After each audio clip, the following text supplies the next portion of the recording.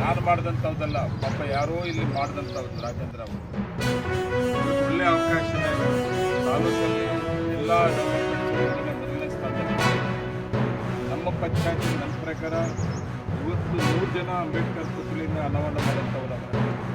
ಇದನ್ನ ಮಾಡೋ ದಿವಸ ನನ್ನ ಪ್ರಕಾರ ತಾಲೂಕಲ್ಲಿ ಮೊಟ್ಟ ಮೊದಲು ಗೊತ್ತಿಲ್ಲ ಜಯಮಂಗಲ.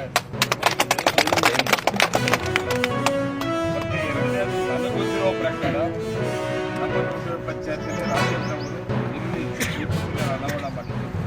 ಇದನ್ನ ಅಭಿವೃದ್ಧಿ ಮಾಡೋದಕ್ಕೆ ಮುಂದಿನ ಅನೇಕ ಅವಾರ್ಡಿನ ಎಲ್ಲ ಒಂದು ಈಗ ನಾನು ಬಂದ ತಕ್ಷಣ ನೋಡಿದೆ. ಇದು ಪ್ರಾರಂಭ ಆದಾಗ ರಾಜೇಂದ್ರ ಅವ್ರ ಜೊತೆಲಿ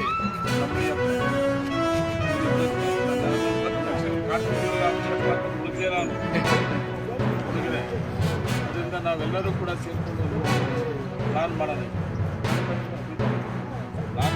ಮೀಟಿಂಗ್ ಮಾಡಲಿ. ನಾನು ಇಲ್ಲಿ ನಾವು ಹೋಗಲಿ, ನೀವೆಲ್ಲರೂ ಸೇರಿಕೊಂಡು ಈರಣ್ಣ ನೀವೆಲ್ಲರೂ ಸೇರಿಕೊಂಡು ಈ ಪಂಚಾಯತ್ ಎಲ್ಲ ಯಾವ ರೀತಿ ಮಾಡಬೇಕು ಪ್ಲಾನ್ ಮಾಡ್ತೀನಿ. ಇದಕ್ಕೆ ಎಷ್ಟು ಡ್ಯಾನ್ಸ್ ಬೇಕಾಗ್ತದೆ ನಾನು ಅದು ಪ್ರಾವಿಷನ್ ಮಾಡ್ಕೊಡ್ತೀನಿ. ಮುಂದಿನ ವರ್ಷದ ಗ್ರೂಪ್ ಕಾಣಿಸ್ತೀನಿ. ಮತ್ತು ನಾನು ಇಲ್ಲಿ ಹೇಳ್ತೀನಿ, ನೀವು ಅದು ಫಾಲೋಅಪ್ ಮಾಡಲಿಲ್ಲ ಅಂದರೆ ನೇರವಾಗಿ ನೀವೇ ಜವಾಬ್ದಾರಿ ಆಗುತ್ತೆ. ಆದಷ್ಟು ಬೇಗನೆ ಇದನ್ನು ಪ್ಲಾನ್ ಮಾಡಿ ನಾನು ಯಾವುದೋ ಇದನ್ನು ಅಭಿವೃದ್ಧಿ ಮಾಡಬೇಕು ಅಂತೇಳಿ ಈ ಭಾಗದಲ್ಲ ನಮ್ಮ ಹೆಮ್ಮೆ. ಪಂಚಾಯತಿಯಲ್ಲಿ MLA ಅವಕಾಶ ಮಾಡಿಕೊಡಲಿಲ್ಲ. 8 ದಿನ ಆಯಿತು.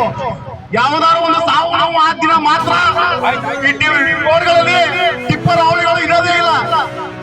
4 ರಿಂದ 5 ದಿನ ಟಿಪ್ಪರ್ ತಿರುಗಡೆ ಇಲ್ಲ. 8 ದಿನ ಆಗದಲ್ಲ. ನಾವು ಏನ್ ಧರಣಿ ಸ್ಟಾರ್ಟ್ ಮಾಡಿ ನಮ್ಗಾಗ ರೈತ ಹೋರಾಟಕ್ಕೆ ಬೆಲೆನೇ ಇಲ್ವಾ?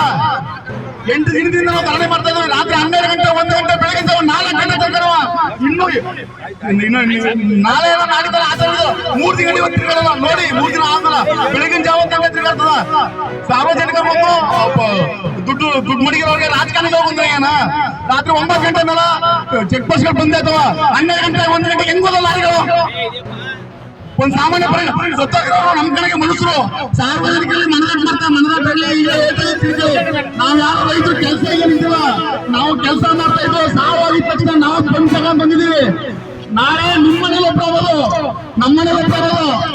ದಯವಿಟ್ಟು ನಮ್ಮ ಸಭೆ ನಾವು ಯಾವ ಬಂದಿದ್ದೀವಿ, ನೀವು ಅದಕ್ಕೆ ನಾವು ನಿಮ್ಮ ಬಂದಿದ್ದೀವಿ. ನೀವು ಒಂದು ಹೋರಾಟ ಮಾಡಿ ನ್ಯಾಯ ಗಮನಿಸ್ಕೊಳ್ಳಿ. ನೀವು ಯಾರು ಮುಂದೆ ಬರಲಿಲ್ಲ ಅಂದ್ರೆ ನ್ಯಾಯ ಸಿಗಲ್ಲ.